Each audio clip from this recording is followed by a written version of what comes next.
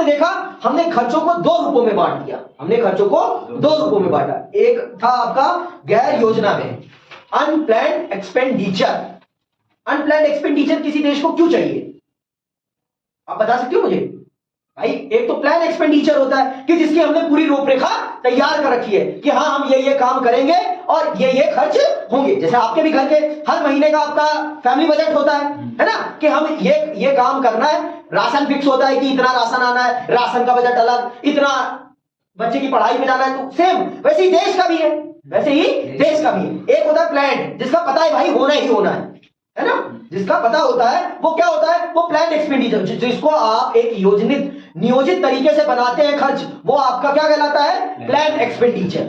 और जैसे बीमारियां हैं, अब भाई बीमारी तो आपकी योजना में नहीं आती ना, नहीं कि बीमारी योजना में आती है अचानक की बीमारी या एक्सीडेंट। मान लो बीमारी के लिए तो आपने इंतजाम कर रखा है, लेकिन क्या एक्सीडेंट भी आपकी योजना के अंतर्गत है? नहीं। अब जैसे भारत का जो प्लान रहा होगा है ना, 19 हमारे देश में 20 में आई है कोरोना, 20 में आया ना कोरोना, तो 20 का जो बजट होगा हमारा, क्या उसमें हमने ये सोच रखा था कि कोरोना आएगा?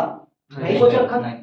तो क्या भारत ने कोरोना के लिए अपने देश के खर्चे कर रखे थे, देश का पैसा बचा रखा था? नहीं। तो इसी तरीके से हर देश दो प्रकार के खर्चों के लिए हमेशा बजट को बांटता है। एक होता है उसका योजना में, जो तो तय है, जिसके लिए तो हमने खुद ही पैसा निकाल रखा है, ये काम करने हैं तो इसके लिए पैसा तो इतना इतना लगेगा। और एक होता है अनियोजित में, अनप्लैन्ड एक्सपेंडिचर, वो खर्चे जिसकी हमें कोई शुद्ध शाखा नहीं है कि वो खर्चे कब आ जाएं। तो हमने खर्चों को दो रूपों में बांट दिया, हमने अपने बजट को दो रूपों में बांट दिया, एक नियोजित व्यय और एक गैर नियोजित व्यय। ठीक, तो इस तरह से हमने अपने देश का विकास प्रारंभ किया।